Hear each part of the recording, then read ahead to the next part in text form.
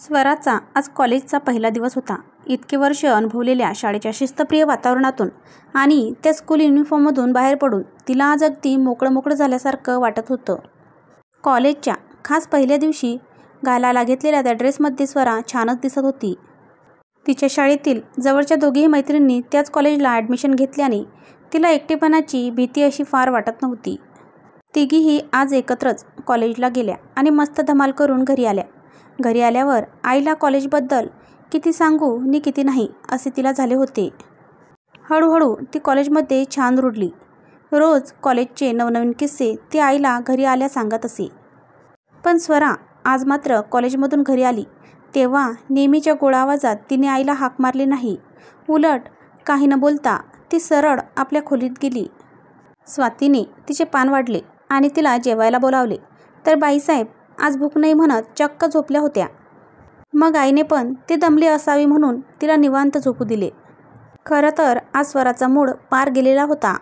गादीवर पडताक्षणीच तिच्या डोळ्यासमोर आजचे दृश्य झरझर सरकले. नेहमीप्रमाणे कॉलेज आटपून बाहेर पडताच गेटच्या बाहेर 4-5 धटिंगण मुलांचं टोळकं उभं होतं आणि या मुलींना बघून त्यांनी अश्लील हावभाव करत मोठ्याने गाणी गात चिडवू लागले. स्वरा आणि तिच्या मैत्रिणी घाबरतच तिथून भरभर निघाल्या. आजवर शाळेच्या शिस्तप्रिय वाटणाऱ्या पण सुरक्षित अशा वातावरणात त्यांनी असले काही अनुभवले नव्हते. असले प्रकार कॉलेजमध्ये सर्रास चालतात हे त्यांनी ऐकले होते. पण एकूणच त्यांचे कॉलेजचे वातावरण छान असल्याने त्यांना आतापर्यंत असले काही अनुभव आले नव्हते. कॉलेज बाहेर मात्र कुठून बाहेरची मुले येऊन उभी राहत असे आणि असलंच एक टोळकं हल्ली रोज दिसायला लागलं होतं. आणि मुलींना त्रास देण्याचे या मुलांचे चाळे रोजच चालू झाले होते आणि कुणी ना कुणी मुली यांच्या आचरटपणाला बळी पडत होत्या. आज स्वराच्या ग्रुपवर ती पाडी आल्याने त्यांना फारच राग आला होता. पण ती मुले कुणालाच जुमानत नव्हती. त्यांचे कॉलेजबाहेर प्रस्थ फार वाढले होते त्यामुळे त्यांच्या भीतीने त्या काही करू शकल्या नाही. साहजिकच या सर्व गोष्टींमुळे स्वरा फार भांबावली होती. कुठल्याही अन्यायाविरुद्ध सक्षमपणे उभं राहिलं पाहिजे ही शिकवण आजवर तिला घरून आणि शाळेतून मिळाली होती. पण प्रत्यक्षात मात्र असा प्रसंग आला असता ती काहीच करू शकली नाही. उलट ती तिच्या मैत्रिणीसारखीच ती पण फार घाबरली होती. डोळे मिटता तिच्या मनात विचार आला, खरंच माझ्याकडे एखादी शक्ती असती ना तर आज त्यांना चांगलाच धडा शिकवला असता. असा विचार करतच ती झोपी गेली. आणि काय आश्चर्य, तिला झोपेत स्वप्न दिसलं की तिला हवे तेव्हा अदृश्य होण्याची शक्ती मिळाली आहे. आणि आज कॉलेजमधून निघताना तिने त्या टोळक्याला मुलींना चिडवताना बघताच अदृश्य होऊन त्यांना चांगलाच चोप दिला आणि परत कधीही असे न करण्यास बजावले. ते टोळकं घाबरून तिथून पडूनच गेलं. सगळ्या मुलींना पण खूप हायसं वाटलं. ते बघून ती खूपच आनंदली आणि तेव्हाच तिला जाग आली. आपले स्वप्न आठवून तिलाच तिचे हसू आले आणि आपण स्वप्नात त्यांना कशी चांगली अद्दल घडवली हे आठवून ती एकदम सुखावली. तेवढ्यात आईने तिला जेवायला बोलावले. आता मात्र स्वराचा फ्रेश मूड बघून आईने हळूच तिला आजच्या दिवसाबद्दल विचारले.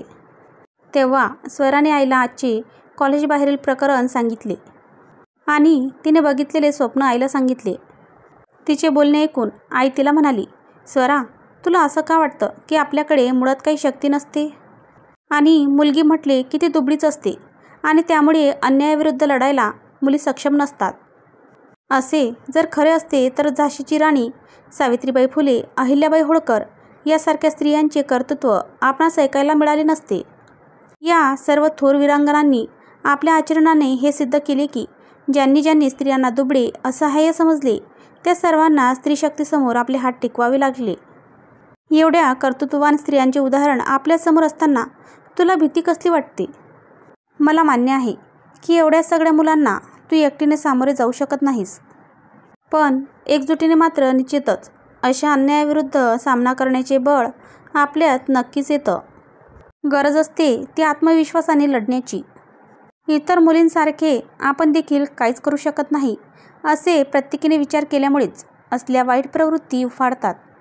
तुला स्वप्नात अदृश्य होण्याची शक्ती मिळाली म्हणून तू खुश झालीस आणि अन्यायाविरुद्ध दटके सामना केलास. अगं, पण प्रत्यक्षात तुझ्यात असलेल्या आत्मशक्तीला तू विसरते आहेस. त्याचे बळ खूप मोठे आहे. स्वतःला जोपर्यंत दुबळी असहाय्य समजशील तोवर तुला तुझ्यात दडलेली आत्मशक्ती गवसणार नाही. म्हणून तिला ओळख आणि निर्भयपणे अन्यायाविरुद्ध लढ.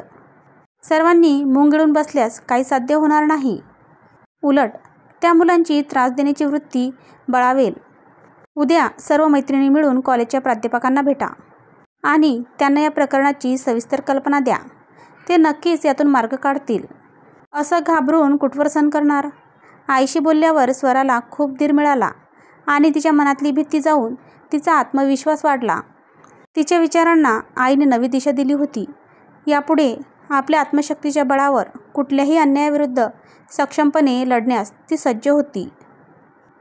मित्रमैत्रिणींनो, कथा आवडल्यास लाईक करा, शेअर करा आणि चॅनलला सबस्क्राईब करा. धन्यवाद.